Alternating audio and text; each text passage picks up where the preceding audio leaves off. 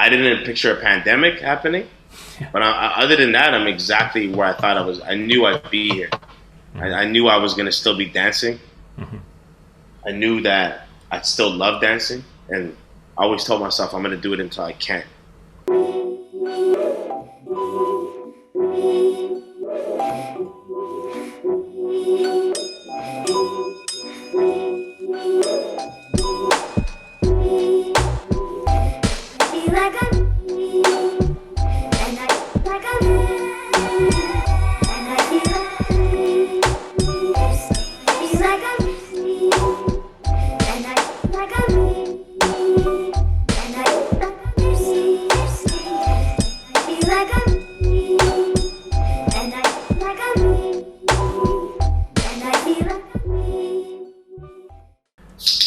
Oh, yeah. All right, we're here with Switch B, the return of Frodo Swaggins, aka the Meme Machine. I just made that up. That's not an actual name that we have. Super happy to have you back. It's been like a year and a bit since we last like really talked and since you're on here. But yeah, how you been? Been good, man. Been working. Been a busy summer. Been like I moved out of my old spot, so moving's always moving's always it's a big deal, you know what I mean? But been taking care of that and just slowly getting back into the breaking mold of things. You know, I've been active with music, and that's been consistent over the pandemic. So right now I got space in my new crib to get down, so I'm trying to focus on getting back into breaking shape. You know what I mean? Yeah, I saw like during the whole pandemic. That's about it. You released a few things, and you got like the thing with what's his name, Ghost something. Yeah, Ghost Boy RJ. Ghost Boy, that's Ghost Boy RJ. Yeah. Yeah. I listened to some of that. It was pretty good. Respect. You got anything going lately with like music stuff? Right now, I mean, last summer I worked on a whole record with my boy Testament. Shout out to Testament. Oh yeah. Roots and Roots. We did a whole like reggae influenced album. So that's gonna drop one day. You know what I mean? Like I think now that like I'm in the position I'm in, like, just like living wise, that's gonna drop very soon. But I sent out a few feelers for cartoons that a little instrumental tape that I'm putting together, but I'm thinking of changing the name to Rinstrumentals. Thinking of changing it to Rinstrumentals. So like I'm on the fence. Well, I might have to drop 2. I don't know, but I got like half an hour of it. I got more than half an hour, but I put out the first draft. It's just like the last one I did with Dan Armstrong. I like to put out drafts to the people that been supporting my music, see how they feel about it, and then I release it. So right now, like I was like, I'm gonna put some pressure on myself. Say September 21st. Yeah, I'm gonna have that out. I got like just a bunch of tracks that I've been recording with Ghost Boy. Like we have about an EP's worth of music right now. So pretty much just, you know, a lot of mixing. There's a lot of music. I just got a lot of mixing to do. But I feel like last year when I was doing the Storyography, that little series there, and I did those 5 joints. I was kind of like, I didn't expect to even do that myself. That's something that just came about. So when I dropped that, I was like, yo, I put out 5 thorough stories and videos. Like I'm gonna chill and really just sit on that for a second. So because I've been recording so many songs, cartoons is the next project that I'm trying to drop on the 21st September. Can you talk a little bit about the Storyography project that you did? Yeah, I mean, what do you want to know about it, man? Like, yeah, like how did it come about, and just like why'd you do it, that kind of stuff. Shoot. So pretty much, I started DJing with Andy B-Bad. Shout out to Andy B-Bad. Nice. And I made a little mix, and he recorded it. He recorded the audio and the visual, and I was playing a lot of unreleased songs that I had in this mix. So I wanted to release the video, and when I was doing it, there was a tribute track that I had to Mouse. Rest in peace to Mouse, you know what I mean? There's a point in the song where I say front tuck, back tuck, front tuck to the rollback. And I was like, when I was like, yo, actually, I know I got a clip of him doing that. You know what I mean? Mm-hmm. So I could just put that to the music. Yeah. Uh-oh. I was like, I can just put that to the music. And I did it. And when I did it and I was watching it back, I was like, yo, what if I did a whole video like this? Because I remember seeing something from Rock Marciano, a song called White Russians. And the music video was just like a bunch of dudes. It's a bunch of gangster stuff, you know? Yeah. So I was like, but some of the lyrics matched what was happening in the video. And I remember being like, what if I did a whole video just explaining what was happening and did a little story? So I was like, yo, and I tried it with this blaxploitation flick, and it never got released. I didn't do that. But when I had it done, in my mind, I was thinking, wow, this is insane. I haven't seen anything like this. So because it reminded me a little bit of too much of Rock Marciano, I had to do my own styling. So that's when I did the Ham Swiss. And that was the Strapped movie from '93. I did Ham Swiss. And I did the beat switch in it. And I was like, all right, experiment with this a little bit. And it just kept going, you know? Yeah. I always think that stuff's so cool. Like, just pushing yourself creatively or whatever, you know. I think everyone needs to do that. Anyone who's working in that creative space is like, you know, just do things, real. And try it's things. It's funny too. Exactly.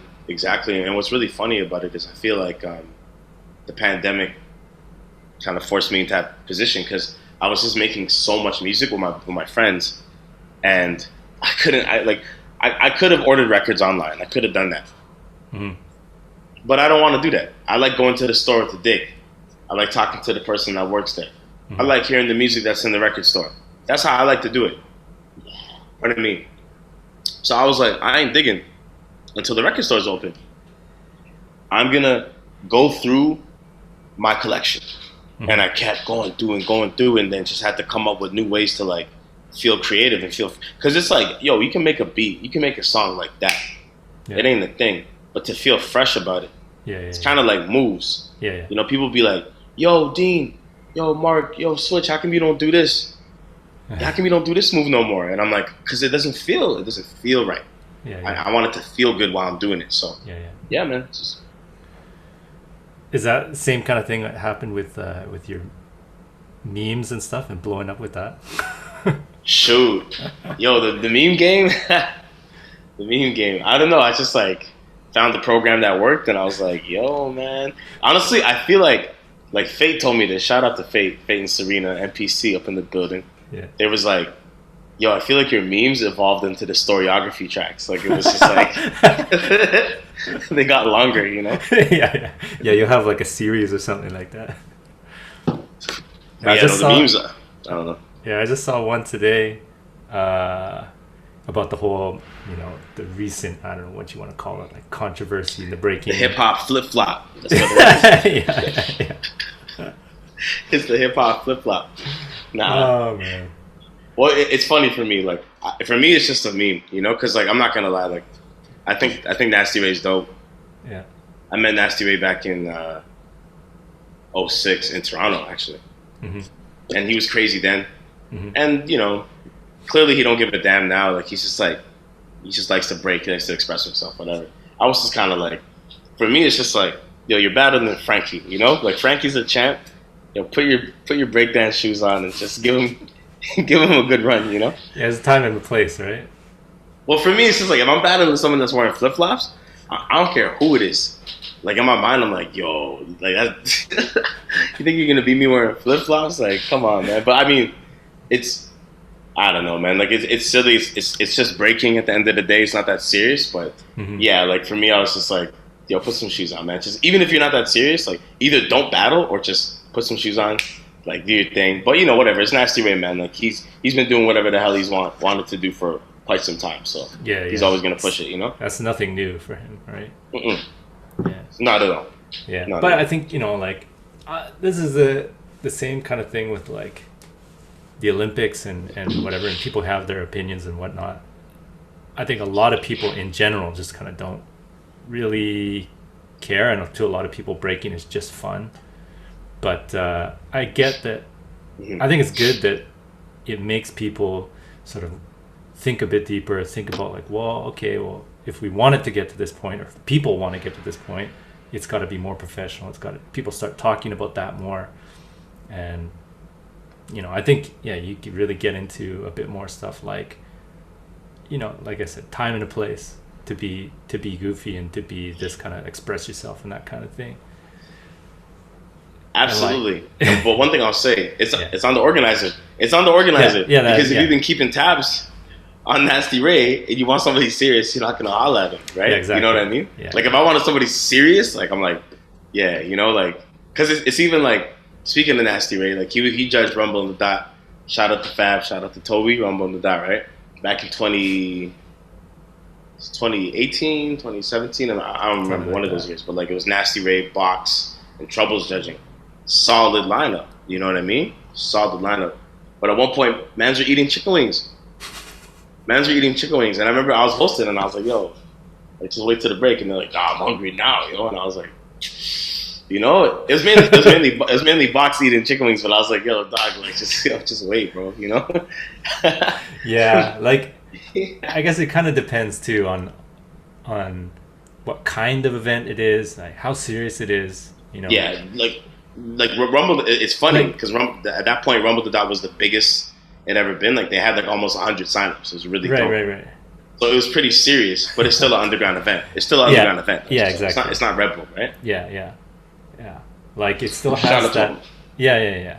Not to say like it's not a serious event, but like you said, underground versus like mainstream media, and even then, like at this point, like breaking. I think sometimes people in breaking are in like this little bubble, and like breaking's still super niche. I think like there's appeal, but like where it is right now, if you showed someone like a battle or something like that, you'd be hard pressed to get people to like stay interested. It's not like I kind of see it as, I always come back to this, like pro wrestling and stuff.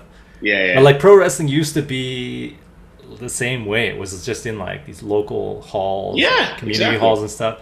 And it wasn't until someone like Vince McMahon, who's insane now and doing wild stuff that no one should ever do in wrestling, he was one of the guys that like brought it this mainstream attention and like made it more appealing to the general public. And absolutely. I remember whenever he bought out WCW and like made Eric Bischoff like a character in the and I was like I didn't realize it at the time, but now I'm just like, yeah, this guy like was doing like next level things with it, you know what I mean? And had dope storylines, and it was like reality TV almost. Yeah, even the thing with like the Mr. McMahon character that kind of, as far as I know, evolved out of the Montreal Screwjob with like Bret Hart and Shawn Michaels and that whole thing. Yeah. And like people didn't even know he was just an announcer at that point, and then it kind of came out like, oh, he's the owner, he's the president or whatever, like, and then he became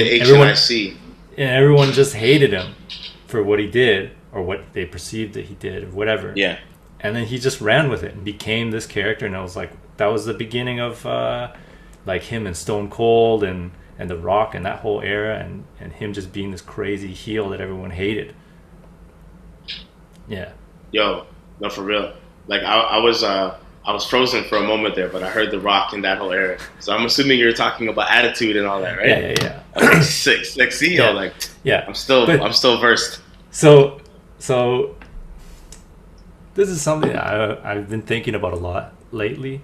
Is like, you know, there's a whole push for the Olympics, and that's like that's one of the futures, one of the ways for it to become big and that kind of thing. But like, I really think, especially because it's like such an artistic thing, like I think you can get away with it with like sports where it's like you just pick a team and you understand the rules and that kind of thing, and there's way less like you connect with it because it's like your local team or something like that, and those are the rivals, we want to beat them. Maybe they build a story and whatever, that kind of thing of like the rivalry, and that makes it more exciting. But like, I don't know, breaking I kind of see more like, say, boxing or UFC or pro wrestling, where you want to get people like invested, and it's like a community thing. It's about people coming together, and you got to tell good stories, and that's what to get people, regardless of what you do. If you tell good stories, like that's what that's when people get emotionally invested in it. And I don't think breaking's good at that right now. Well, I mean, because it's like you got, and it's always been this way, where you have a group of people that are like, it's a sport, because they're like, yo, you know, breakers, like what they do is so hard, and like, yo, people should be getting paid something like this, that, and the third. And what's crazy to me is just kind of like, yo, as someone that's dead, I'm about to hit my 20th year of breaking. You know what I mean? I love breaking, but even I know that like nobody really cares about it like that. Like only breakers care about breaking, really. Like just to think about, let's say something. Let's compare it to skateboarding. We always compare it to skateboarding. Yeah. Or actually, no. Let's compare it to parkour. Let's say parkour. Sure. That's newer. There's way more views, way more participation. Even though like parkour is probably harder, less rewarding, more impactful on your body than breaking. But it's just people see that, and it's just in your mind more accessible. Like, oh, from running away from cops, I can do this, that, and the third. Like little kids be thinking that, right? Yo, in Russia, Japan, China, like everywhere it seems except for Canada, there's kids that are killing breaking right now. But for the most part, it's just, I don't know why there would be a demand or why there would be a need for someone to battle or watch a battle, especially with man's doing the same moves. Yeah. Every other battle, right? Yeah. It's just, you know, and not only that too. It's like the bigger breaking community, right? The cream of the crop, let's say. It's very, it's who you know, same people getting invited. Because don't get me wrong, there's a lot of really dope cats out there, and you wonder, it could be because they're douchebags. Don't get me wrong, but why they don't get invited, right? Like, this person is nice. How come they never get a shot, right? I was talking to my homie Kurt. Like the elusives are dope, and none of them were in the Rebel American final. I'm like, how is that possible? These guys are all like 26, younger, like mid 20s. These guys are killing it. Church, you know what I'm saying? The twins, Ryan, like, yo, how are none of them in this, right? So I don't know. It's like, I feel like if there was like people scouting, like if you want to treat it like sports, if there was people scouting and we were literally getting some of the illest people, and I never heard of this dude, and you get some underground cats and blah, blah, blah, blah, blah, people can train, oh man, then you'd be into something, because there'd be people coming out of the woodwork, you know what I mean? Yeah. Yeah, definitely. That's something like, I think like Profo was talking a bit about that with like, these days, I don't know, it's kind of like, it's important to have your Instagram game on point or that kind of thing, and like visibility. It's like, why did this person get invited? Well, they were more visible. Like, and like, sure, maybe they have the skill to back it up too, but they usually do. They usually do, right? I think it's pretty rare that you would get someone who like doesn't really deserve to be there, but there's like, what their Instagram's like. Yeah, exactly, right? Or for whatever reason, I think this is like one of the weird things too about the current age that we're in, with like just social media in general, and like how so much stuff gets dictated by that particular app's like algorithm, and how it decides what you get shown and stuff like that, how it decides what is popular. And people who either have something that fits well with that, or they game the system or whatever, like, I don't know, or they just get lucky. Like it's a weird kind of time to be in.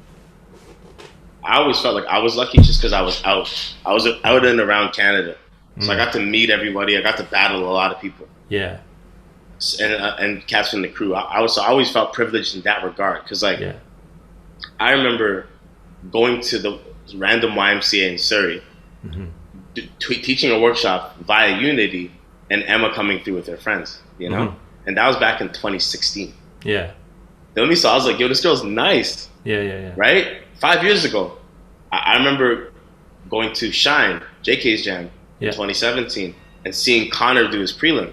And I was like, yo, this guy's sick. And then same with seeing Kurt at Robson Square, seeing a bunch of mans at Bonzer. I was like, there's some nice guys out here. Lo and behold, 5 years later, they're the top of the community. I knew they were nice like 4 or 5 years ago, just because I happened to be there. I was like, if they keep up with this trajectory, they're gonna kill it, right? Yeah. So and that was always my thing. I'm just like, this person. And people would literally be like, I don't know this person. Okay, that's cool, but just because you don't know them doesn't mean they're not nice. Are you willing to watch some footage of them recently? Yeah. Take them. You know what I mean? If somebody shows me a clip of some dude that a couple of people think is dope, and they posted a clip, let's say, 7 days ago, but they only have 300 followers on the gram. Are they dope? I don't know, right? But I'm just like, cause I don't know. I just feel like a lot of recycled people, and then it's hard to be entertaining because you start seeing the same battles. Like you'll see like the same people battle, maybe in a different bracket of the comp, doing the same rounds they did last time, and it's like, oh man, that's crazy, right? Yeah. Yeah, it's like, it's just a weird time to be in breaking. Like, I know things go in cycles and stuff, and things get pushed to certain limits, and you explore certain limits, and like, I think we're maybe approaching, or it's like about to veer off in a different direction of like, online presence and social media presence and these kind of things, and even things like watching lots of footage. That's like something that you hear all the time too. It's like, the YouTube generation, they grow up on YouTube and stuff like that. And like, there's good things and bad things. Like the skill level these days is like through the roof, I think. Absolutely. But like just watching a bit of the Canadian, the Olympic qualifier sort of thing that just happened like the other week, and the level of all these people are so high, but they're so, I don't know, maybe in my old man opinion, I got the grays coming in. You can see that. Jeez, you've been had the grays going in. Coming in. but what I mean is like their skill level is crazy, but there's so few that like really truly stand out from each other. You know what I mean? Yeah. Like, and this could again just be bias. Like, it probably is. But J-Bugs was one of the people that he has a very clearly defined style that makes it uniquely him, uniquely his flow and that kind of thing. Absolutely. And like, not to say that a lot of these younger people, or like someone like Ills or Phil, like they're very, very like clearly defined. Like they have weird movements and stuff that make it theirs, and that kind of thing. Yeah. And not to say that other people don't have their own sort of unique things that make them them, but yeah, it's just, there's a lot of people where if you put them in a lineup of like all these international people, I think you'd be hard pressed to be like, oh, where did they stand out? How do they stand out? Yeah, no, like I agree. I just think I don't think it's necessarily an old man mentality. I think it's more of a product of your era. Yeah, you know what I mean? maybe. Like, because like here's my take on it. Because like we started around similar times, right? So when I started, I was talking to the homies about this the other day. The wackest breaker had a signature move. The wackest guy. Yeah. They had a signature where you're like, oh, that's homie's move. Okay, so, but everyone's foundation was lacking. Like basic foundation, whether it was your shuffles, flat-handedness, six-step heel-toe movement, the basics were lacking. People could do some like the hardest moves, but they'd be flopping, they'd be bailing. You know what I mean? Yeah. Whereas the foundation became important. End of 05, 06, you had to be clean. Crashing wasn't acceptable anymore. Pardon me. Everyone's foundation got really good. Everyone's foundation became essential. People started hitting crazy hard combos because everyone's foundation was so good, So now it's like everyone's very fundamental, right? Because somebody back in the day, someone back in, let's say, 2003, if they could do 3-step, couple of clean mills, halo chair freeze, people were like, woo! Like, at least in Toronto. You can do some halos. It was like, oh, sick. Now everybody, the lightest kid, a little girl now could do that. So it's like, I feel like what we had to make up with originality because we lacked foundation. They lack. I think it's just a shift, and it's all. It's just like it's about balancing out. And then you don't like that. That's kind of how I feel about it because it's like someone like you mentioned, like Ills and Phil. Like Ills has always been really good. Like from the first day I seen him, he's always been really good. He wasn't always super original, but he was always really good. Eventually, after training with GI, and you got right, super original, super clean, super dope. Phil wasn't that original at the beginning either, but then I feel like even more so over the pandemic, the last couple of years, all that training, now he's just doing whatever he wants, and then J-Bugs, he came up. He started in '99. He came up in that era where you had to be original because you were there, man. People used to hate if you weren't doing something new. People used to be like, "Yo, you ain't got nothing."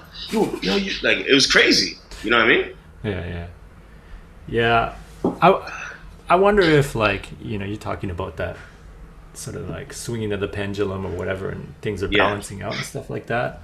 I wonder if this current time that we're in is just one of those. It's balanced out, but because it's balanced, it's not really that interesting. That's kind of the ideal point that you should be at. That's what everyone strives for, but you don't really get anything interesting if you don't explore those extremities and stuff like that. Fully. Russia right now is on 9. They're booming right now. With originality, well-roundedness, hunger. They're killing the world, their footage, it's wow, right? I just think it comes in cycles because there's dark eras. It's like the economy. That's how I feel about breaking. It's really like the economy. It goes up and down. And sometimes it's down for a while. And I think right now we're in one of those, not a depression or anything like that, but we're just because man, it's everything was online for a minute. So that means that all the feeling was gone. For almost a year, the feeling was gone, right? And a lot of people can't travel. So people are gonna cook right now. Somebody's been cooking for a year and a half. Somebody somewhere, a group of people somewhere, they've been underground. They're like, yo, we're not coming out. We're just gonna train for a year and a half. Those people are gonna catch their flow. It's gonna be insane. Belgium's booming too. Yeah. That's one thing too that over the years and through a lot of these talks too, that's one thing that's really come up a lot is a lot of the people or a lot of the scenes that are really healthy, like Russia, Belgium, Japan has this huge, there's a lineage. Toronto is another good example of there's people who stuck around in the scene and they passed on their knowledge so that the future generation. This is something that I was talking with I think it was with Matt at 12. Hey, shout out to 12. Yeah, we were talking about this it's and with Mstro too, shout out to Medeo. Yeah, exactly. And just passing on this lineage, you want the next generation to have a better start than you had, but there's another thing that comes up too is some people who just don't know how to accept the position of I'm maybe a quote unquote pioneer or something like that, in that sort of situation where you're building the foundation for something bigger in the future. And you might not get that recognition, but why are you even doing it in the first place? That's what it's good to go into it being I will not. By the time I get the recognition, I will be underground. You know what I mean? Several years. I think that's a good way to be about it. Because it's just that's not why you started this shit, man. Yeah. Oh, I was trying not to swear the whole time.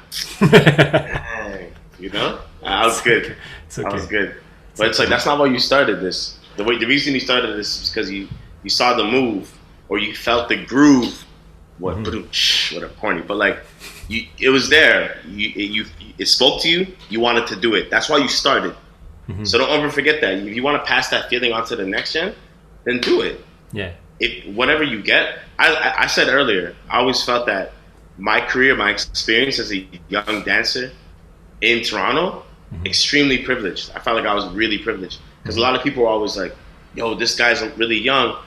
He's got a lot of potential. And they always put me onto opportunities, right? So I got to build that for the past, as I said, like, 20 years, like 18 to 17 professionally. But it's like, now it's, obviously there's been times where I had to fall off and go work a job, whatever. But now it's like, I'm an artist. What I do is art related, whether I'm facilitating, doing a bunch of administrative stuff, whether I'm creating, what I do at the end result is art. Yeah. Like, Amstro made a really good point.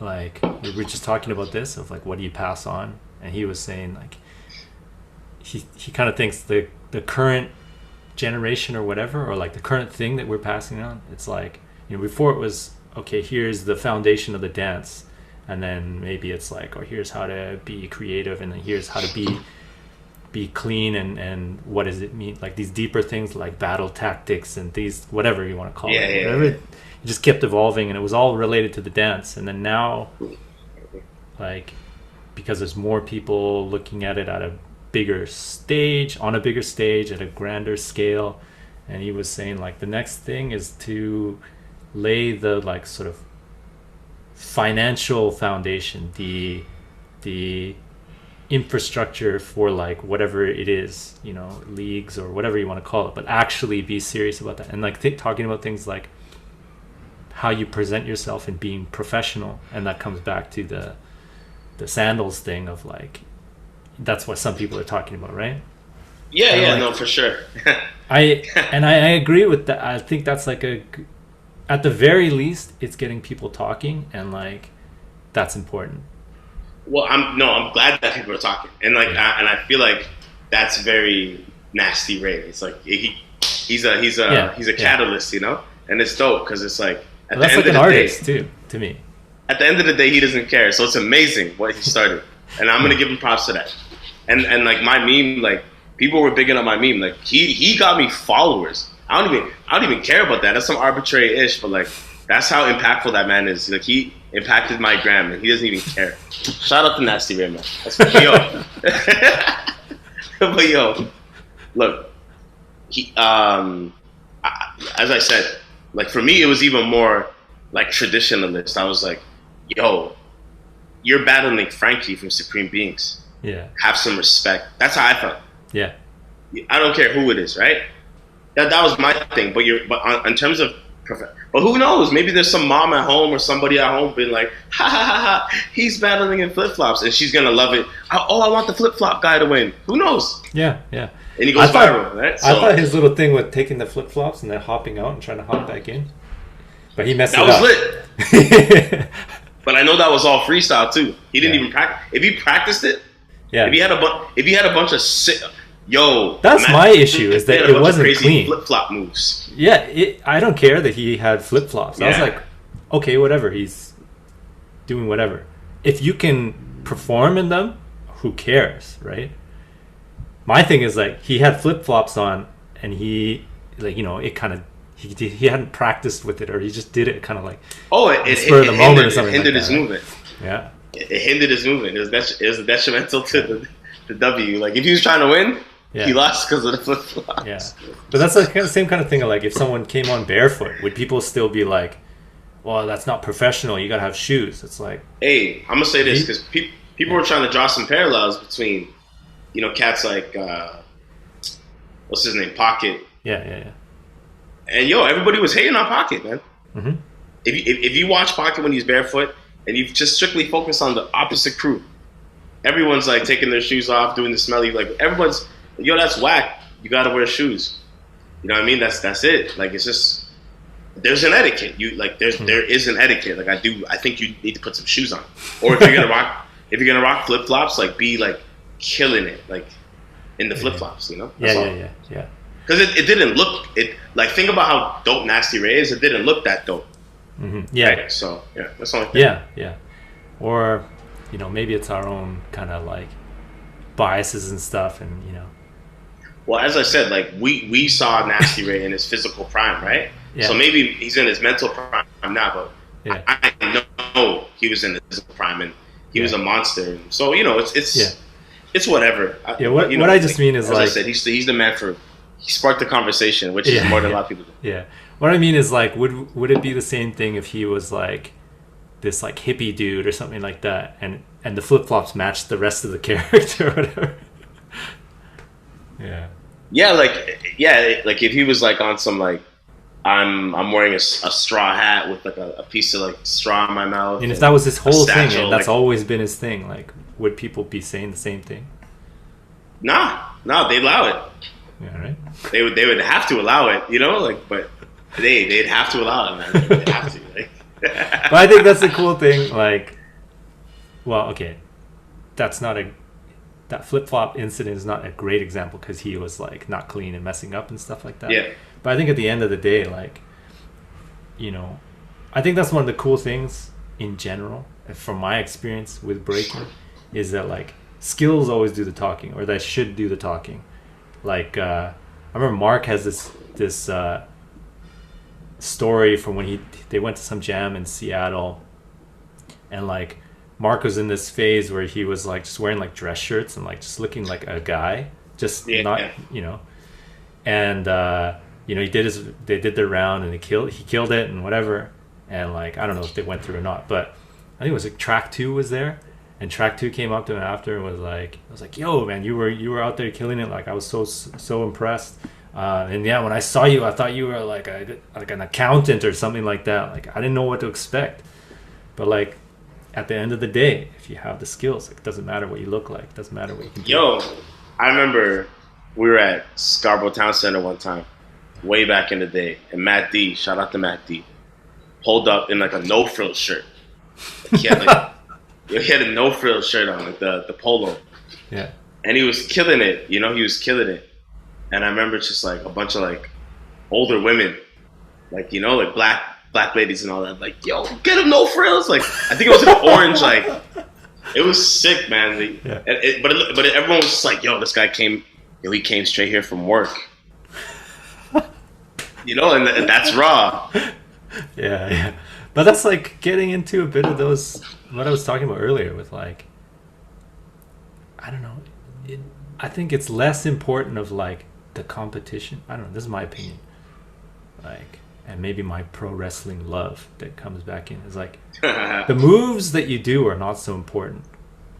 It's like this the story, the whatever happens that makes people have some kind of like emotional connection to it.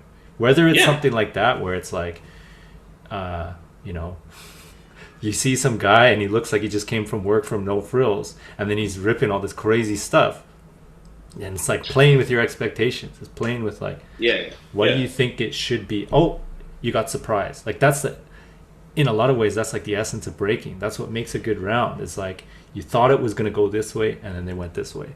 You thought this was going to happen, they did this, and that's like the beauty of you know, that's what the essence of wrestling too. You know. Doesn't matter what you do. I agree, man. Yeah. No, like, yeah.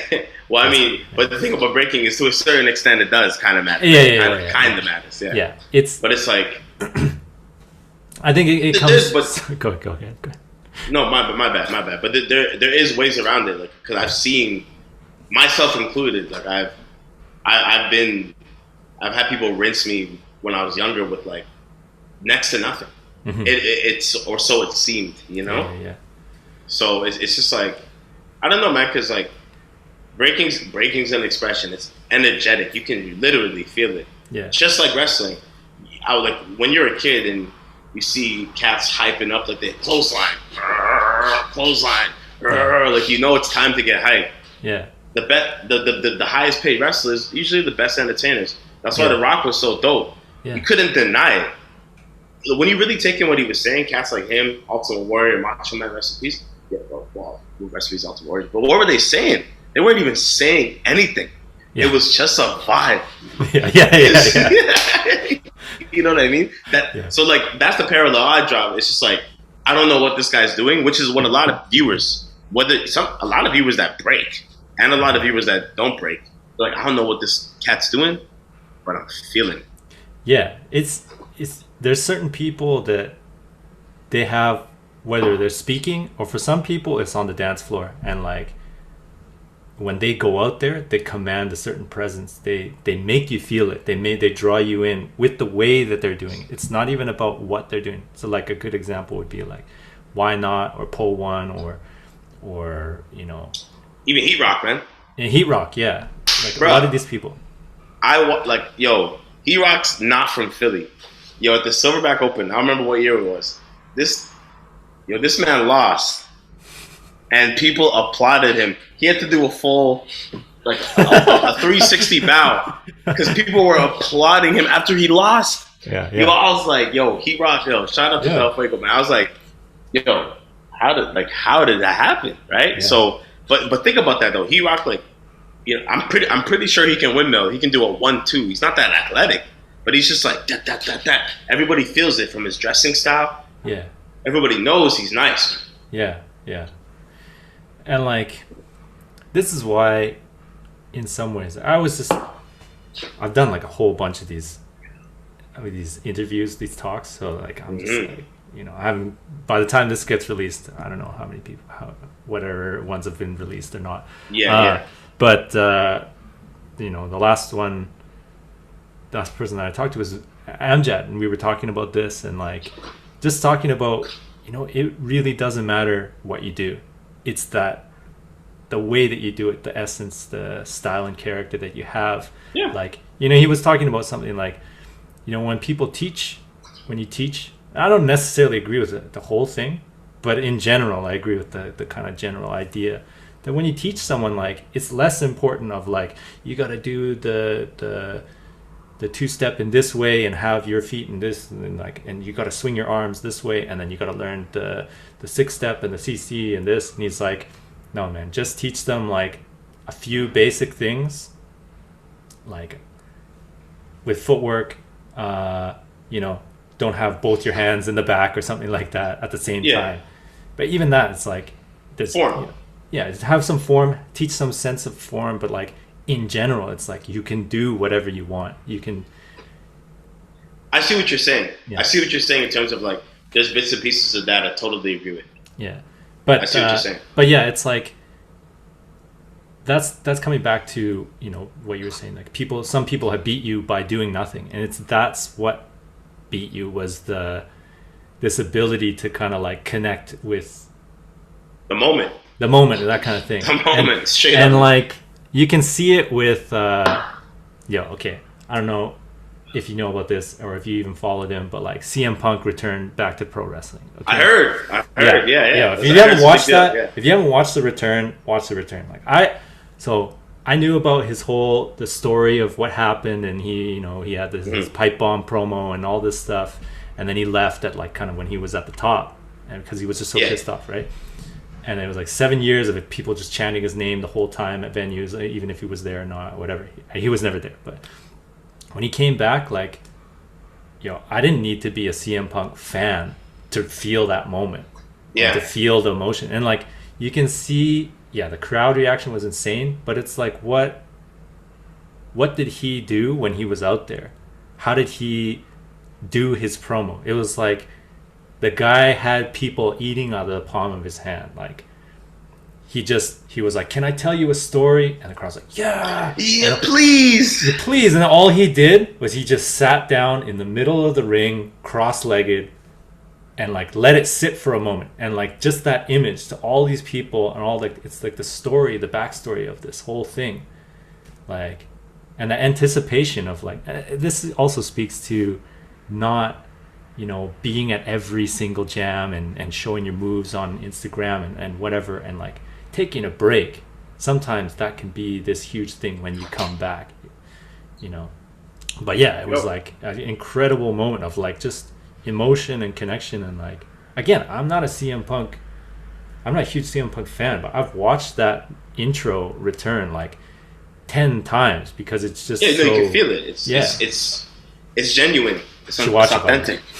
Yeah, no, I'm gonna take it in because like I heard about it, but that's how big it is. Like I don't really follow wrestling like that no more. But like I heard about it. That's how big it is. But no, I feel you. Like that's even for me competing. That's kind of why like I took a step back because I was like, yo, I like if I'm entering, like I think I can win. You know, I honestly think of like I can win if I'm entering the battle. And when I got injuries, when I've been lacking, I'm not gonna enter because for me, there's a bunch of dope ass. There's so many dope ass cats in Toronto. So I'm just like, yeah, I'd rather see them with that hunger they've been training take my spot because I'm like, yo, mans can beat me and that's dope. You know, maybe it's something you always wanted to do if you know me, right? But it ain't gonna be as meaningful if as if I'm training and I prepare for. If I'm training and I prepare and you know that I've been training and I'm coming to win and you beat me, then that's something like, right?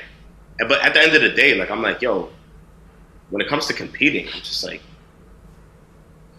I'm gonna do it when it's right, and I'm definitely not wearing no flip flops if I come out. You know what I mean?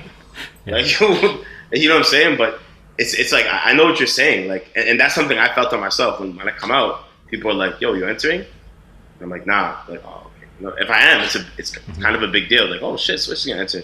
So that's why I want to make sure I'm on point, at least, the very least, you know. But I could like the last thing I watched that was a big deal was the Roman Reigns retirement.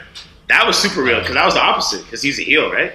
And he's just like, yo, my name's, and he said it's Govey. And everybody was just like, oh, shoot, like, this is real. This isn't wrestling, you know? Yeah. Yeah, you know what I mean? It's the feeling, man. You can't, there's some people that are really good at their craft and they're good entertainers. And, like, breakdancing, yo, I'm always going to call it breakdancing. And if it bothers people, I'm going to continue.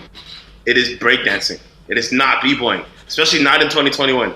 It is break dancing, yo. You chop up the drum break and you dance to it, bro. So yo, but like, I'm getting stupid. But like, no, for real though, it's just like, all right, I'm done now. I'm done. But yeah, like, I don't know. I just think there's so many.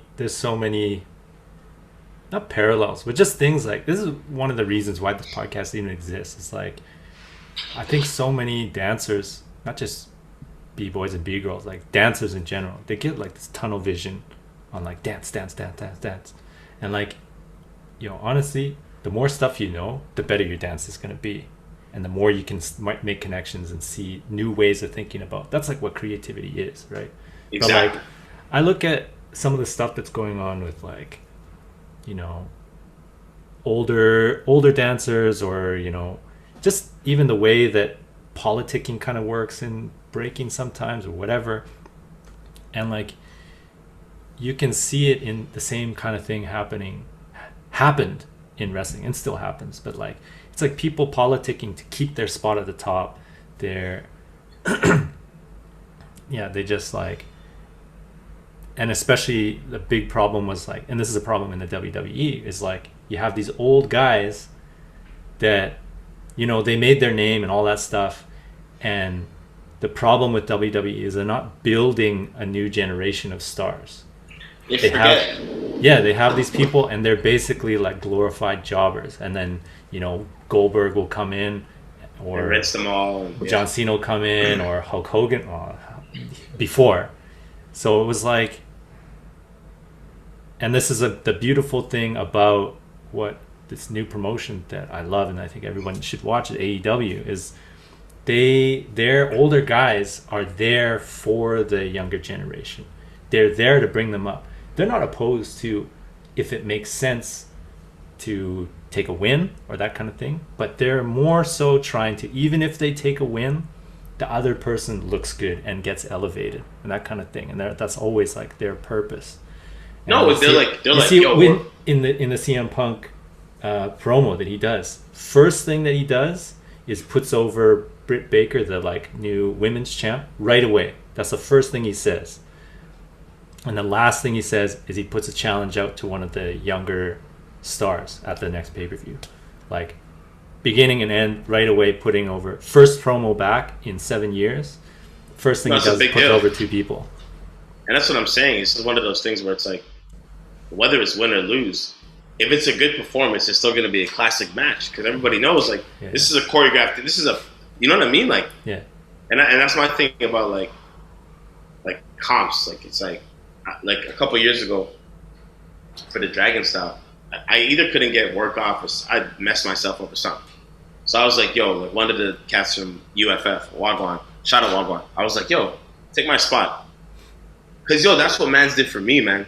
Mm-hmm. That's honestly what Mans did for me. And it was like, it benefited me when people were just like, yo, I'm injured. Switch, I think you've been killing it. I want you to take my spot. Yeah. That gave me an opportunity. Boom. I've been training. I haven't been seen. If I battle somebody dope, I'm hungry. Boom, boom, boom, boom, boom. So like now I'm just like, let's keep it going. Because at the end of the day, most of the money that I made, that might change in the future, but most of the money I made wasn't off of competitions. Mm-hmm. It was off of performances, off of gigs that I got through transferable skills that I learned through the breaking community, right? Mm-hmm. Mm-hmm.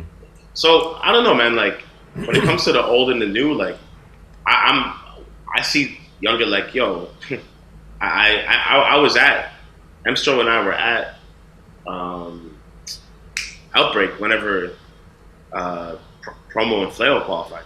Mm-hmm. And I remember being like, dang, like these guys are kids, because it was like 2011. So damn, man, I've been like, this is the second time I came out here and we didn't qualify, and these guys qualified. Mm-hmm. These guys from Montreal, you know what I mean? At first I was kind of like, dang, you know, but then I was like, man, you know what? Like I can hang with these guys, man. So I'm gonna qualify one day, and I never did.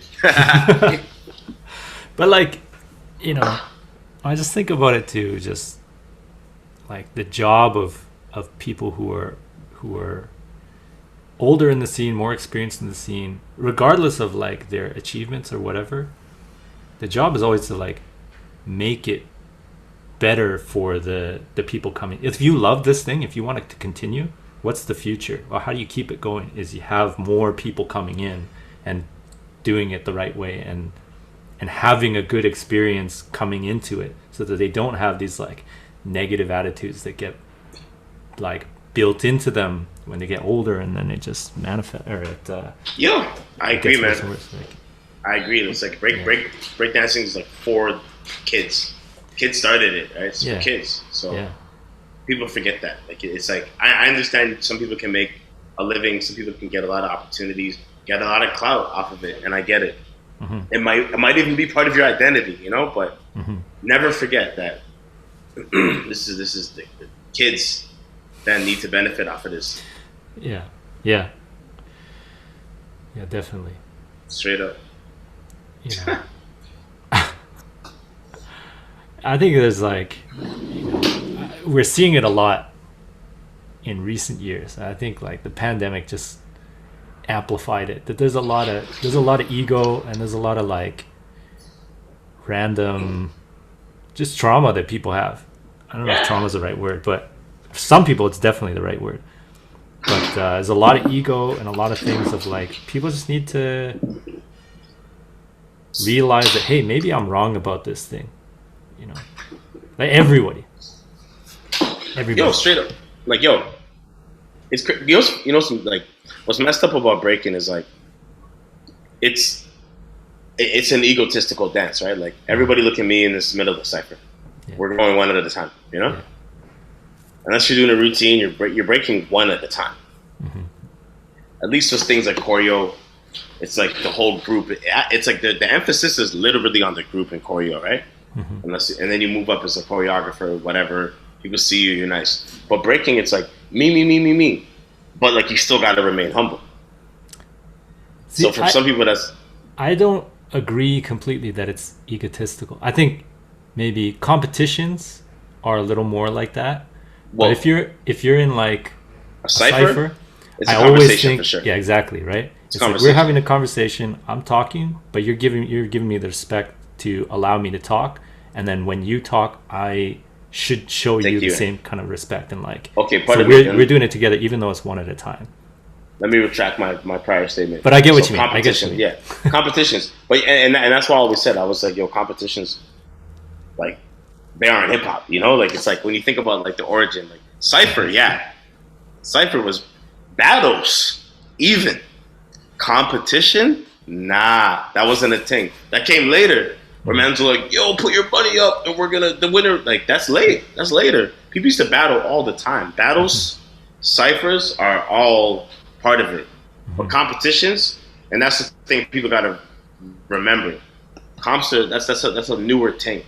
You know, like 3 judges pointing. Yo, whenever we started, you used to battle, you shake hands if you wanted, and then you find out 45 minutes later, and they wouldn't even say you lost. They'd be like, okay, up next we got, like Brain Freeze versus Adidas Classics, and you would be like, damn, I'm not in any of them crews.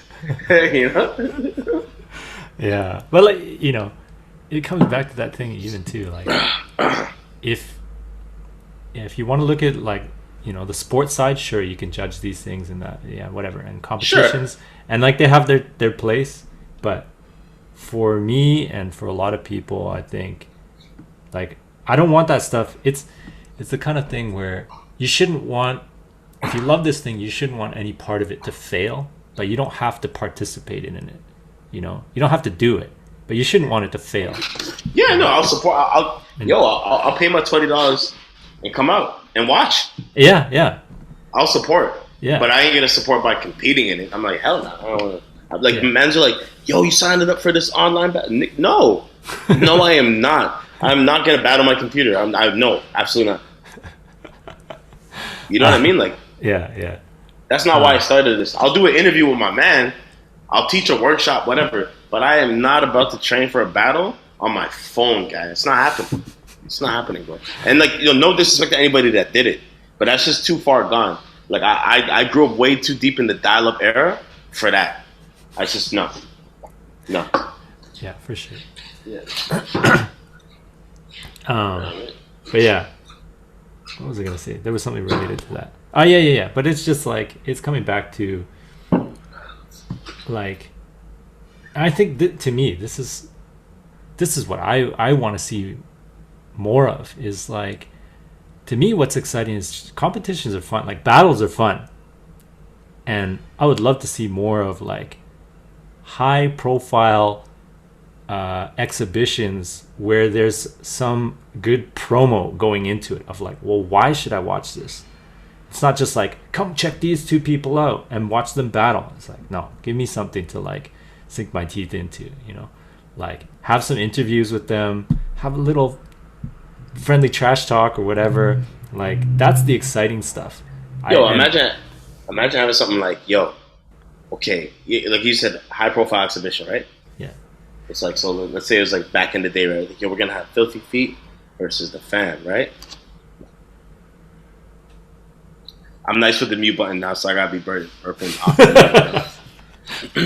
Yeah, after a year of this online thing, like, I'm automatic. So I'm thinking, imagine someone was like, yo, listen, winner of this battle via the judges or votes gets a all expense paid block party or an all expense paid trip to this. And imagine just being like, okay, so let's say we do the battle and y'all win. And man's like, all right, cool. Yo, we're gonna go to this park and we're gonna throw a full jam, open bar, open food, capacity 100 people. Filthy Feet gets to invite the 100 people. It's a jam. People, it's for everyone. Like, nobody gets paid, but it's like, all right. Like, and obviously that's kind of like, that doesn't benefit any adults that have kids or anything. But I'm just saying, like, it's something for the community. You know what I mean? Yeah. That'd be cool, because it'd be like, oh, sick. Or we're gonna get you guys a community center space for 6 months, like something. Something that the community could use, because then it would be like the win, like it would be more meaningful to the whole entire block or the community, as opposed to just these 5 guys. You know what I mean? Yeah, like, and I just think about was it Who Can Roast the Most? And they had those big battles and they had the interviews before. And like, some people were just like, yeah, I don't know too much about this guy, but our styles kind of match up. And which was dope. Yeah. But I just watched the one with like Migas against, what's his name, Kuzi Rock. Yeah. And it was just funny, like, just seeing the difference in the way, even just the way that they present themselves. It was like, Kuzi Rock's all like, yeah, I'm gonna do this. And he has this way of talking. And Migas is like super Canadian and just like, yeah, I don't know, like, I think He's just gonna. We're just gonna go out there. I haven't really been practicing, but yeah, we'll just do it. Pretty. The best was KML. Yeah. But, you know, it's just like, all right, you know, but it was like foreshadowing. It's like you're smoking the blunt in the interview and you get tired in the battle, you know. So, but you know, even that was like that was like a good way to hype it up, you know, all the stuff that he said. Exactly. That's like that's the one thing that we've been doing out here. Exactly, which is dope. Dope. That's what UFC mastered, right? Yeah. But pro wrestling mastered it. UFC, we did the UFC took it into the real. It's true. UFC was like, you guys are actually gonna fight, but yeah, pro wrestling did master it. You're right. Yeah. We did the b-boy draft, right? The should have called it the breakdance draft, but what was that? We did that like back in 2019. I was like, so like check this out. So I came up with this concept and we delivered it. Jeff Reyes, Heist, and myself. We threw a jam called Kicks and Snares. Oh, okay. At the sneaker convention at the Masonic Temple in Toronto, right? And like we did it was like the way I wanted to do it, it kind of switched up a little bit, but the way I wanted to do it was like I had a prelim, so like I think like, you know, like 50 people signed up and we were choosing the top 32.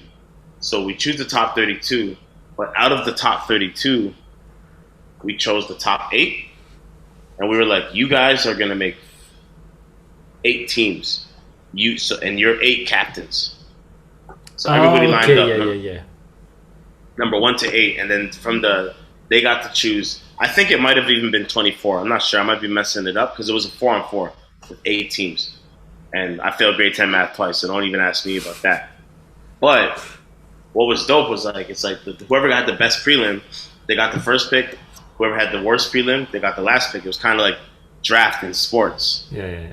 So you got to choose. Everybody lined up against the wall. It was like schoolyard style, and you got to choose your team one by one. Yeah, man, and it was crazy because like there was some really dope people. Yeah. With some really new people. I ain't even gonna say whack, like new people. You know what I mean? And like something like cats like really dope, like, you know, like Flail pulled up, Box One pulled up.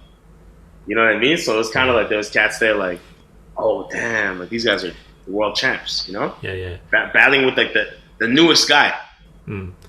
But you know, like I think that's something too that's sort of missing with all this emphasis on like BC1 and these kind of things, and you know, we got to start a league and have qualifiers for that, and like that's all fine, go do that. But I love the stuff that I always loved is either it has a great vibe and it does something different. So like the stuff that I always will remember is like Outbreak. I never got to go to it, but Circle Kings, Real Deal Jam, Who Can Roast the Most. I got to go to like Cypher Addicts, like, and then even locally in Vancouver there was a jam that Rory and Robin did called Texas Smoke'em, where it was right, and it's like the same kind of thing where sure it's a competition, but there's some aspects of it that make it kind of fun to watch. Like I always thought Texas Smoke'em was one of the best like general audience friendly kind of competitions, because it's like you know, you can have the prelims however you want, and then you just pick, I think it was like 5 or 6 crews, I don't know what it was, and then you get to see them call someone out, you get to see them, the other person place the bet or something like that. I don't know, place the bet, how much it's worth, and then the other person chooses how many rounds, and it's like, oh, what are they going to do? Are they going to... I did it like 3 or 4 times, and each time it was different. Like the first time, everyone picked on NON, because it was like, well, they just there was like a strategy going, like, they just battled, oh, they're tired, well, we'll go at them again. Next person goes, oh, they just battled, like, we'll just go at them again. But NON, you know, that was the exciting part too, is like they managed to like keep it going and keep their energy going and that kind of thing. And they were really kind of people were playing around with strategy. They were like getting tired, or like, these guys are new, okay, we'll make them go like 10 rounds and tire them out, or shoot, we don't have anything left. Okay, this is worth like $10. You know, well, shout out to NON too. Shout out to NON. But then like one of the other round, the next years, it was like that finals part was done in like, I don't know, like 10 minutes or 15 minutes, because everyone was like, well, we're calling them out. Okay, how much is it worth? We're going all in.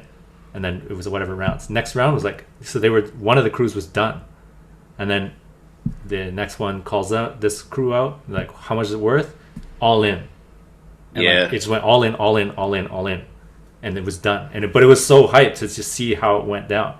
And then like the third time, it was like back to strategy. And then I think it was like J-Bugs and Reflex. And they were like, you know what? We're gonna take the money and run. That's a very J-Bugs and Reflex it was like, response. Respect to you guys. But it was like every time there was something where it was like something different happened, because like you give people choices and they have the freedom to do all these different things. Yeah. Cool. No, trust me. Like and the draft is a good idea too. That was the thing about the draft. Like people were trying to hide. People were like, right? They're like, yo, I'm gonna do a whacker prelim. You know. Like people were doing all types of shit. It was really funny, but it was just kind of like, what was dope about it was that like nobody had the team that they wanted. Like no matter what anybody tried, nobody had the team they wanted. So it was kind of one of those situations, and I've been in these situations many times where you're like, you're competing and you've been training, but you're like, well, I don't got no control of this, man. I'm not with my crew and this ain't a one-on-one. You're like, yo, I'm just gonna go off. So everybody was just doing their best, you know, like just go like doing the best they could. And it was very innocent because you had like, you know, someone like Fleo, and then he entered with the homie Batroc at the time. Batroc was like 19. And Fleo's, you know, he really liked Fleo's style. Like he was like, yo, Fleo, I think Fleo's one of the best, you know? So he got the battle with him, and he was super nervous, you know? Mm-hmm. And it was just like, he killed some shit, and then he flopped near the end. But like up to that, like he was killing it, you know? And then there was like cats like Dominic, or I forgot his breaking name. It used to be Dong. His name's Dominic Ong. But but he made his first final, which was dope. Nice. And I think I was like, yo, you ever won a jam before in Toronto? He's like, nah, it's the first one. Yeah. And I was like, congrats, man. Like that's dope, you know? Yeah. So it's just a range, like cats that win jams all the time. Like I think it was like Sticks, Toby, Bridge, and Dominic. Mm-hmm. Super random team, you know what I mean? Like MEC, Fam, Supernaturals, and I'm not sure what crew Dominic's in, but like generations and just random, like, you know? Yeah, like, and I think this is not a knock on those big competition stuff. I just think you need all of that. You need all kinds of different things. You do. And like, you do. But yeah, again, to me, there was like so many good jams where it wasn't really about what was the prize. And like, the prize is nice, but a lot of those things, like, it's only cool for that person. And in a lot of cases, it's like a cash prize, and that cash is gone immediately. Exactly, because man's are broke. Breakdancing, you know? Yeah. But like, you know, there was just a lot of jams that happened, and like, shout outs to Arthur for throwing a lot of these. Hey, Floor Storm in the building. Yeah, but you know, he had things like Just for Kicks, and it was like, I think it was like back to crew battles, which was really rare. It's still rare, and it was like people sign up their crew, and they just did like round robin battles with like no stakes. There was no winner, and each crew, I think it was maybe 1 year or every year he did it. But 1 year that was like each crew that entered that managed to pull together all these people. They had like a custom, I think it was like an Adidas shell toe, and it's like had their crew name on there and something else, and it was like, you know, for us, it was just like, we didn't really care. It was just fun to do. And honestly, I wanted to do that for a long time, just a crew battle, like, because I had this trophy, and it's actually crazy now, because like Juan and I have this trophy. Is like Mouse, rest in peace, Mouse, once again. He threw one competition in Toronto, and like only the battle, it went straight to the finals. It was just me and Juan against Frost and Fab. It's very random. Yeah.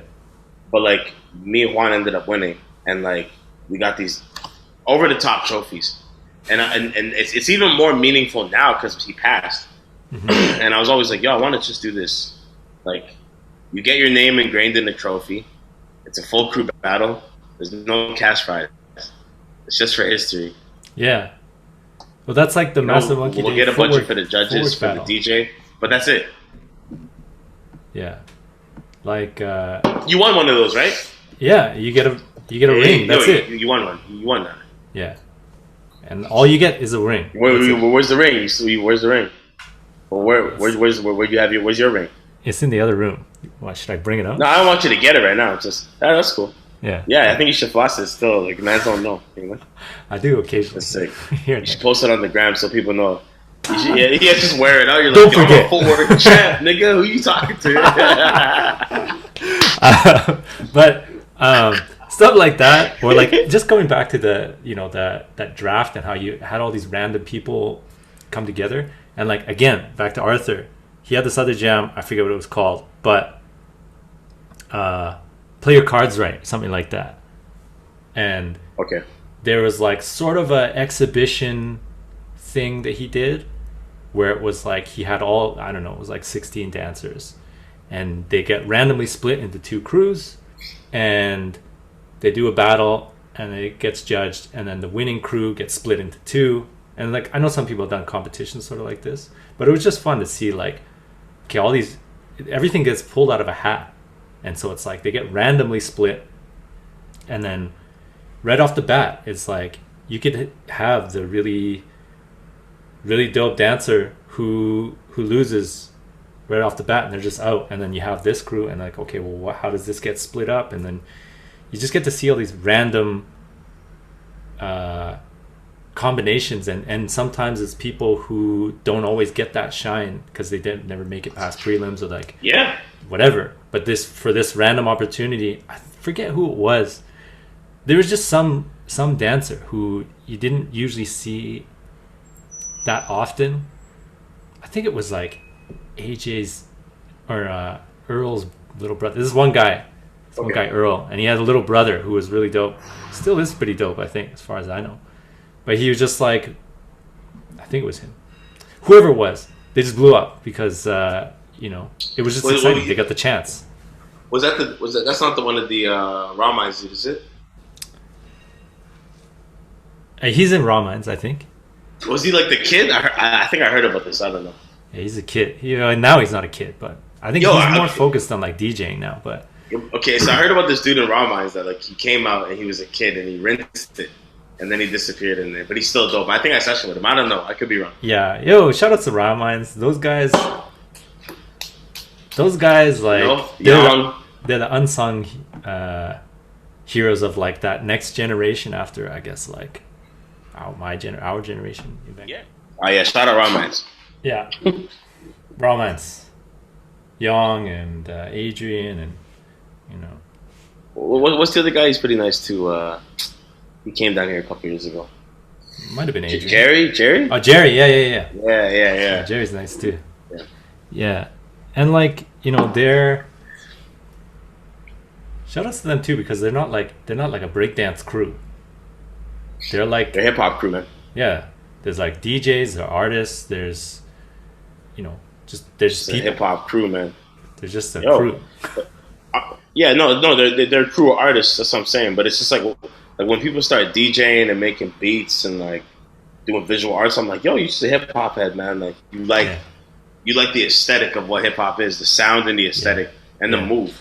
Yeah. That's what I'm saying. Like, dancers got to branch out more. They can focus on dance and focus on movement, but like just look outside of it more often. I think that's the biggest issue with the YouTube era. Is people are so like their inspiration is only coming from breaking. It's only coming from that stuff. I don't think YouTube's a bad thing. There's so much stuff on YouTube. Like teach me how to cook, like fix things. Like it's dope. Yeah, but it's just like you look at how breaking started. It didn't come from like there wasn't any breaking to draw from. No, it's literally like, you know what I mean? Like, the the name that Champy said, but he said hip hop is, like graffiti's the black sheep of hip hop. DJing is the loyal child of hip hop, because always does. Oh yeah, pardon me. Black sheep's or black sheep. Well, shout out to Black Sheep, because they was killing it. But okay, graffiti's the black sheep because there's no, it's misunderstood. Mm-hmm.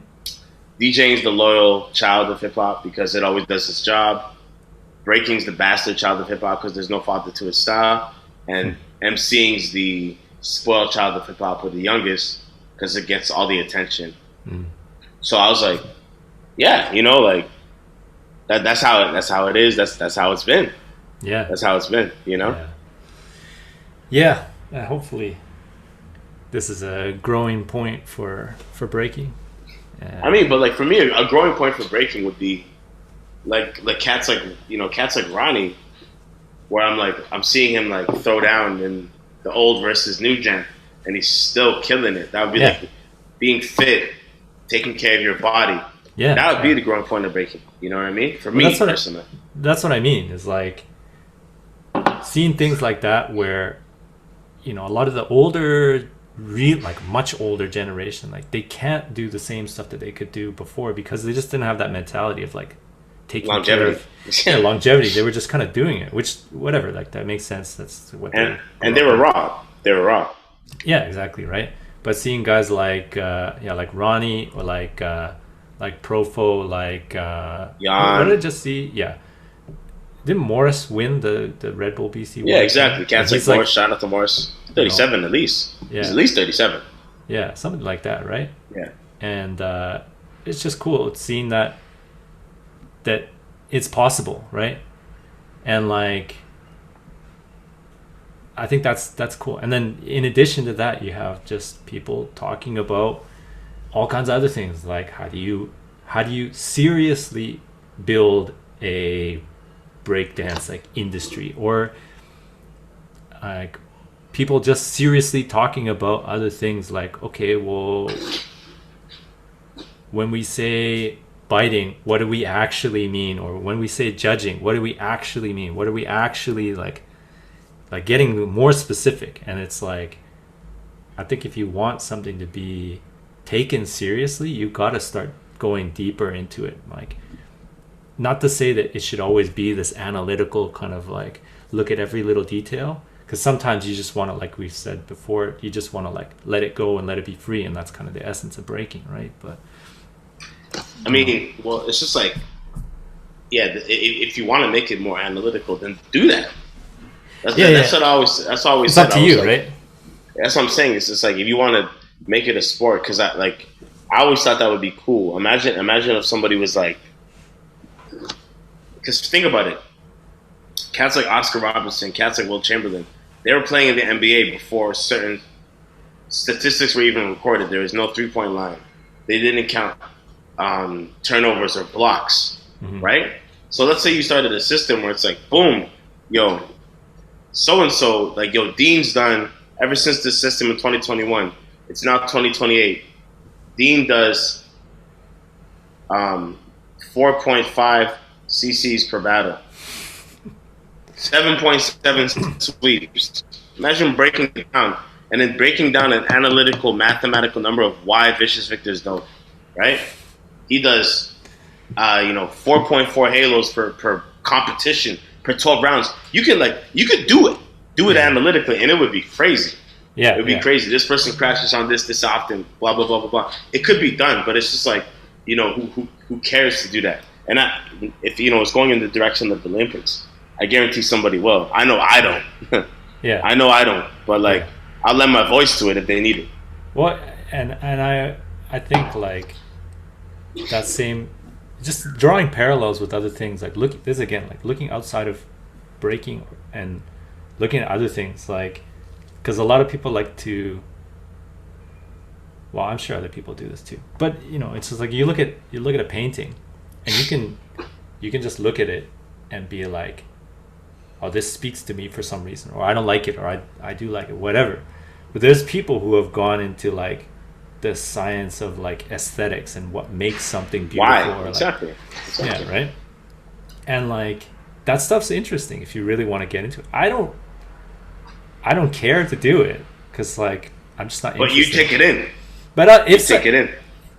Like you take it in. Yeah. I would too.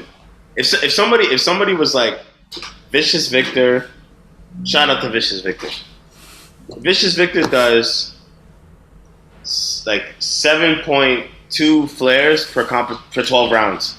I'd be like, what? Like, yo, right? I was like, dang. Yeah. Then biting would reach a whole new level. Because niggas could mathematically bite. You feel me? But here's the thing. This is what my original point was, and I got kind of lost. when it comes to making something desirable, attainable, there has to be either something that can be sold or held onto. So it could be statistics. Pardon me, I was on point with my original. It could be statistics. It could be gear, merchandise, right? We've seen people try that. It could be, like you said, the storyline. The moments, man. I think that's it. Moments and memories.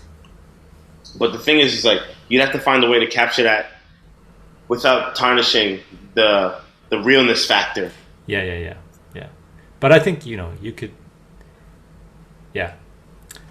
I think the problem is always with that one is like the scale and connecting. And that's the really hard part is how do you connect with an audience? How do you make them connect? But I think that's where that sense of community and like growing the community and making it more accessible as far as information, that's why I think at a jam, the MC is so important. That's why I think if you're going to do workshops, like proper accessible workshops. Like this is one thing that really stuck out in my mind. This is years ago at like one of those Cypher for Change things. And it was like, I think was the same one that we were all at? 2010? I think so. Or the Klondike Heat or whatever? After, I forget which one. But it was like Drew. I think his name was Drew. Drew from Concrete Roots or whatever? Yeah. And he was doing this like, it was like a simple workshop, but it was like a workshop about teaching. It wasn't a breaking workshop. It was like this. Because he's a teacher. He's a teacher. Yeah, right. And so like one of the things that really just stuck out, just as an example, was like, he was like, in my workshop, in my classes, I don't even teach footwork for the first in the first week, or I don't know how long he does. Oh, that was definitely Klondike Heat. I remember him saying that. We're like, yo, what's wrong with this? What is wrong with this nigga? Yeah, I remember that. No, but he wasn't wrong.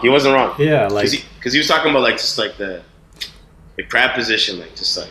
Well, it's like easing people into it, and so movement. Like yeah. For some people, like people who are already interested in breaking and naturally gravitating to it, it's like they'll want to do it. You can push them, you can challenge them, but like in a big classroom setting, especially in schools, you got a lot of people who are like hesitant and they're not sure what they want to do, or like they're in front of, especially in teenagers, and they're like, well, how am I going to look in front of these people, in front of the cool people, or in front of this girl that I like, or this guy that I like, or I don't know, whatever.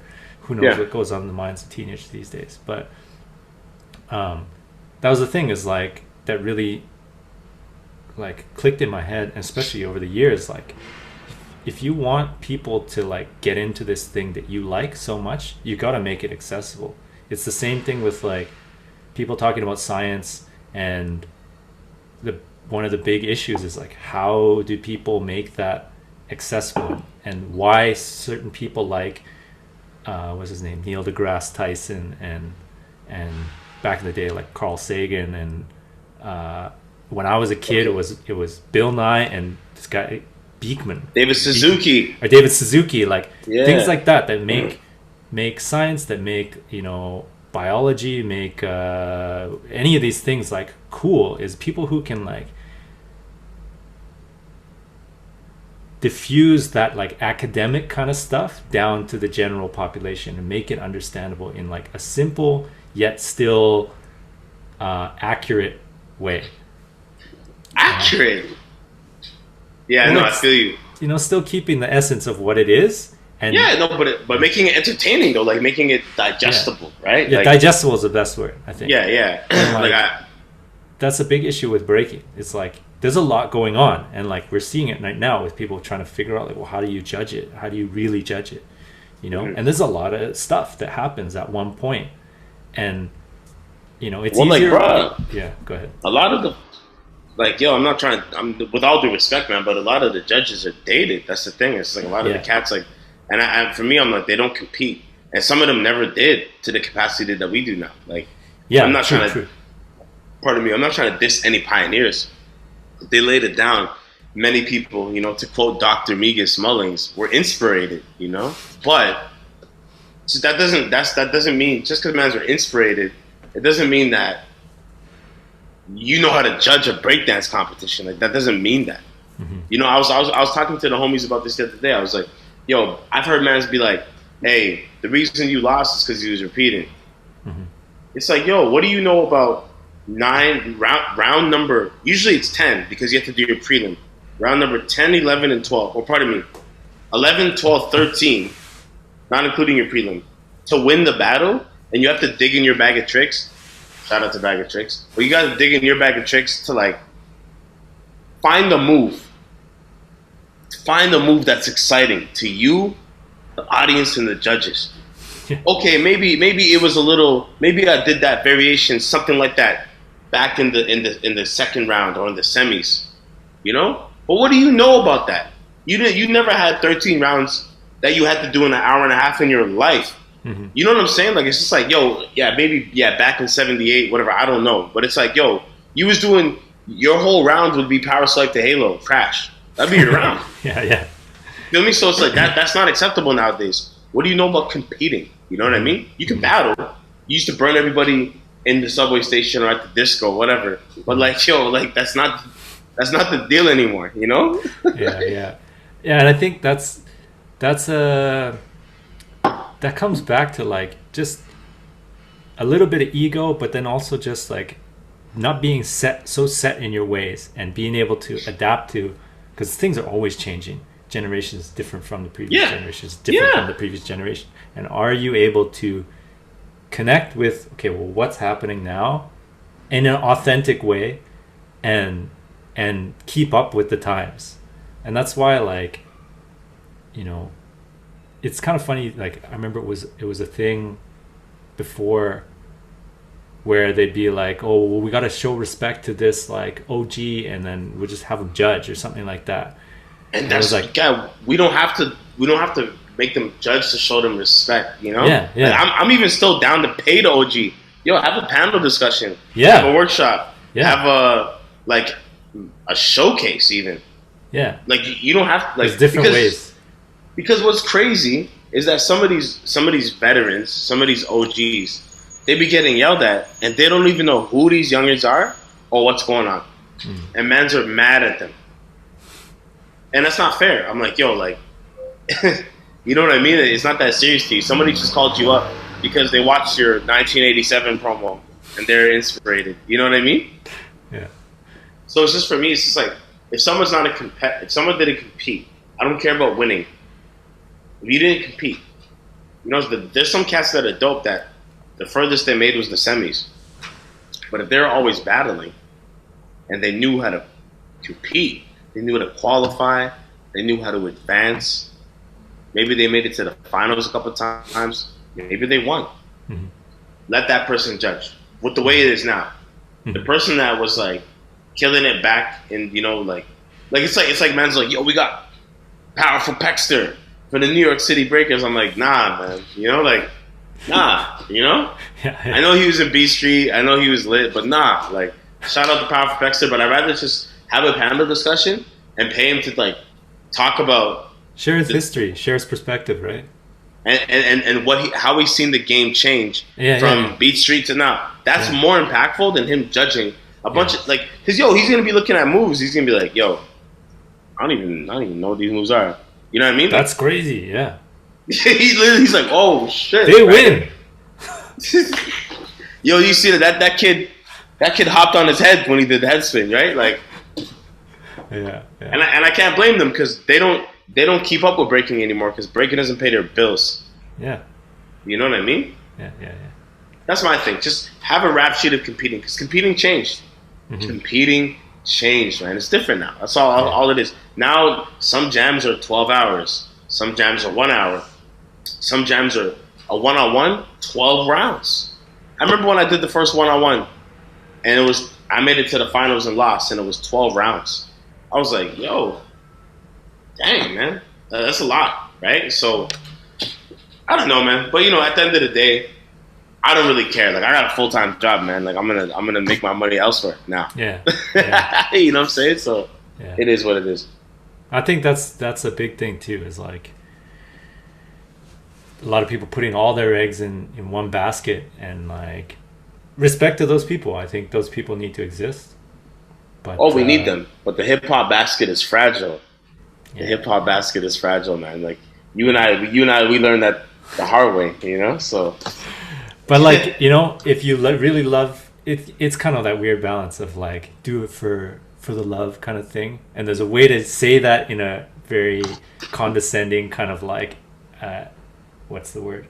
Not abusive, exploitative way. But then at the end of the day, like, it's kind of true, I love talking about breaking and the culture and how, if even thinking about like, well, where can it go? How can it go? And that's why this podcast exists. Absolutely. Like, this isn't my job. I just do this for fun.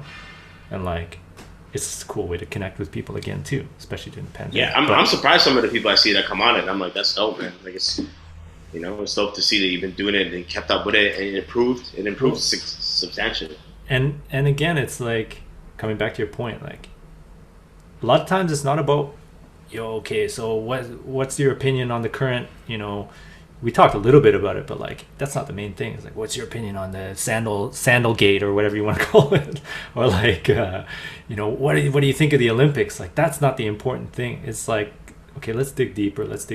And then a lot of times too, it's like people have a lot of history. They got a lot of stories and a lot of things to share. And like, you just give them a chance. And it's not this short interview. It's not this little tiny thing where they get like one little cut answer. It's like, here's the full conversation. Here's the whole thing. Here's how it evolved. Here's how it played out. It's not always easy, especially with maybe the breaking like mentality of where's the next clip on Instagram. It's like 1 minute clips and this kind of thing, 30-second clips. Let me check my stories, see what people are up to. Mm-hmm. It's kind of hard to sit down for like an hour and listen to something. But it depends on what you're doing, right? Like, like I stretch the podcast. Like that's what I've been making. I'm at the point where I'm like, I may have to stretch 5 days a week as opposed to train 5 days a week. That might be something I have to get into if I want to still hit the swipe flare. If I still want to get the Halo 90, like that might be what it is. If I still love this, right? Mm-hmm. Mm-hmm. So, I know. I remember the first event I went to. I thought, yo, where am I going to be now? And I remember thinking that to myself, like, where am I going to be in breaking 20 years from now? And I'm there now. It's crazy. Like, I'm there now. And I'm like, I didn't picture a pandemic happening. Yeah. But other than that, I'm exactly where I thought I was. I knew I'd be here. Mm-hmm. I knew I was going to still be dancing. Mm-hmm. I knew that I'd still love dancing. And I always told myself I'm going to do it until I can't. Yeah. And that's how it started, and that's how it's gonna end. I don't give a fuck about no comps. I don't give a fuck about like no Olympics. With all due respect, like I'll be involved and I'll help out any way I can, but that don't matter to me. That ain't what breakdancing is about. Yeah. It's never gonna be about that. Yeah. But for all the caps, if in 20 years, mans are making like, Steph Curry, LeBron money off of breakdancing, then I'll be bitter then. Until then, I'm just chilling and enjoying. Yeah. But like at the end of the day, it's just breakdancing. It's just breaking. It's the same thing with sports too. Yeah, it's just breaking. Check out their podcast too. Yeah, shout out to the podcast, man. It's just breaking. But like you can see that with sports too. It's like some people, they make it and they end up kind of hating it, or when it gets into a certain way of it's you might be making a lot of money, but money's not the the be all end all. It helps, but you know, there's lots of ways to make money, and money is the societal check mark. You know, like money is like the check mark of life. It's like you got money, you must be good, and it's just like a lot of people that have money are like more stressed out than the cat that's at the bar every night, broke. Well, you know, like you know what I mean. There's a mentality too. Is that how much is what's enough? Depends on your lifestyle. Depends on what you're doing. Depends. It's crazy. What you want. It's a lot of different things, different factors. I'm gonna say this. Shout out to like homie Stripes. He said this to me. He's like, yo. He asked me what I want. You know, we talk shit all the time. What do you want? I told him what I wanted. You know, I was like, yo, I want to break. I want to make music. I want to be able to take care of my girl. I want to stay in shape, and I want to have a nice crib. He was like, yo, why would you ever want more than you need? Or why would you ever want more than you want? You know? Some people, if you ask them, what do you want, that they can tell you. Then it's like, all right, yo, get that. Yeah. Right? But once you get it, sometimes it's like, yo, I need more. But it's like, do you? Right? Yeah. I think we're really seeing that a lot. It's a societal shift, particularly in the West, I think. Because that's like a very Buddhist kind of way of thinking.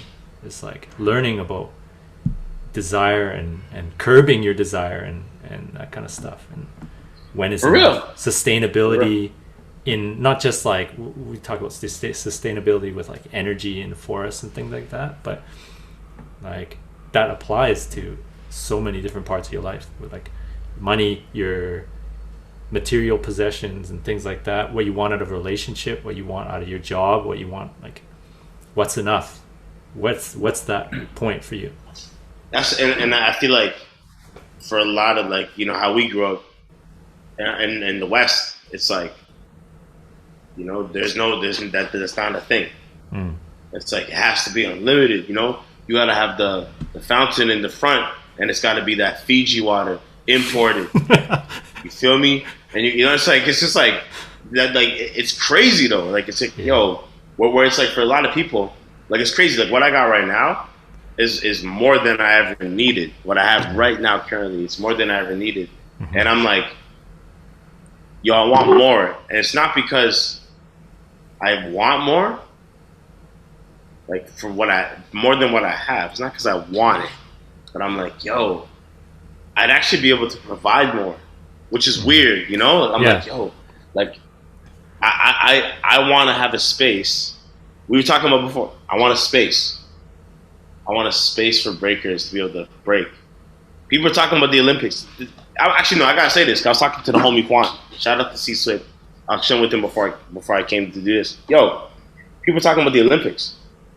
How are we gonna have an Olympics if mans aren't training if we don't have a space? I was like, yo, if I have more money, I'd be able to have a space. So I'm like, I think for me, like when I get to that point that I could like provide a space for hip hoppers to do their thing, I think that's when I'm gonna have my Buddhist moment where I'm gonna be like, yo, I'm content.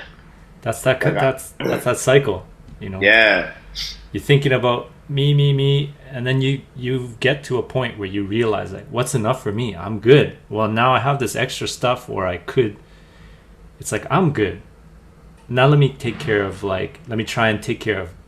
For me, I'm like it's the block. It's like the block. If that can expand, that's not going to be me. That's going to be the block that expands. Yeah. Which is my goal. Because I'm like, yo, like for me, if I started a space and then the space created more spaces because of the people that occupied the space, then I'm like, for me, then it's like, okay, now I'm immortal. I don't need clout. Yeah. I'm going to be part of this. Yeah. Like I've literally like imprinted my footprint. I've done my duty, and now I gotta just reap the fruits of my labor and just train and try to do flares when I'm 60, whatever. You know what I mean? Like just like straight up though, like you know what I mean? Like the simplest things. Cause I'm just like, yo, I have my one car. I have I can get my girl flowers on this day. I can take it. I'm good. You know? Like I don't. You know what I mean? So that's kind of like what I'm thinking. Yeah. Unfortunately, I think we got to wrap it up because I it's been an hour and a half. Yeah. No, I was like, but I just know like I'll definitely have you on again because I know we can just go and go. Yeah, whatever. But I was gonna say, man, like I'd be down to just like chill and just rap. Like let me know when you want to. Like even if it's next Tuesday show, whatever. Like just talk. Yeah, for sure. But Yeah, But isn't it like 11 in the morning right now over there? Where is it? What time is it? 11:42. It's 11:42. So yeah. Okay. So that means that if I'm trying to think of what time could we both have a beer and it's not socially unacceptable, you know? Your Friday night, we can do that, and I'll just have cool. An early afternoon, No, to noon. But actually, I don't even really drink anymore, so you can have a beer and like it's all good. Okay, cool. So we'll just keep it at late night for me then. Cool. Yeah.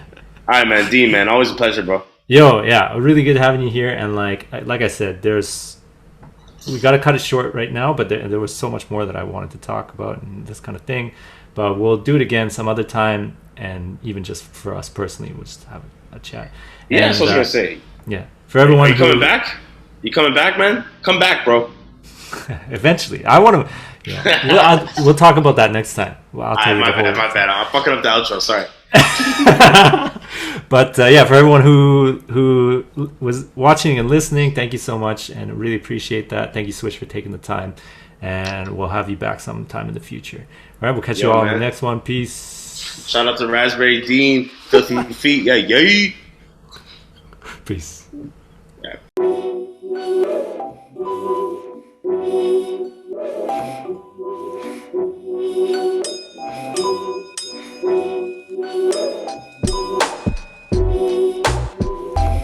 Be like a